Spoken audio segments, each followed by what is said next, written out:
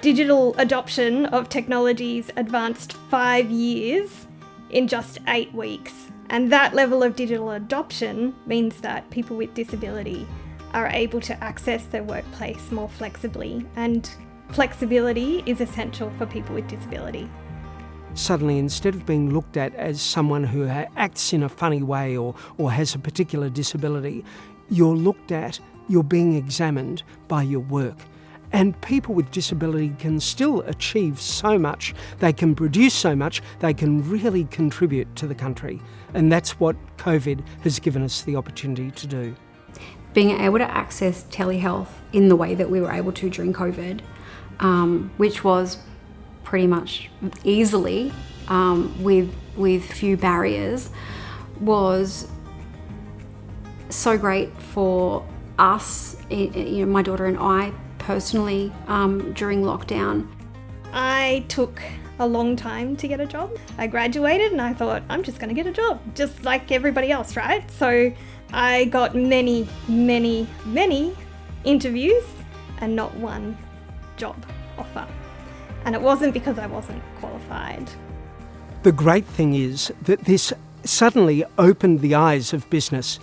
Having someone who had a disability gave a business an advantage. It actually helped not only create a diverse workplace, but it meant that suddenly they were being seen for what they could actually achieve and do.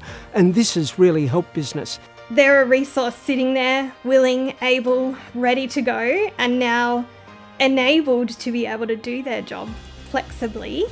Absolutely, it's another talent pool for them to tap into and get a competitive advantage from. We kind of experienced an equity that we hadn't experienced previously. We were able to interact with business owners through channels that work for us. Those kind of accommodations actually work for the community as a whole. And so offering that equity doesn't push anyone out, it just opens up everything a whole lot more.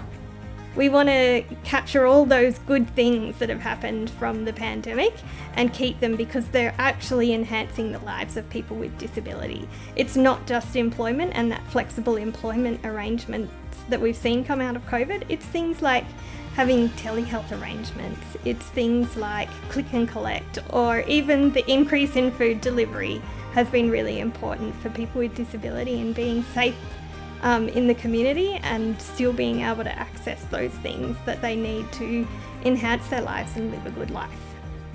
I think of all the things that we really, really want to stay after all this is that access to telehealth.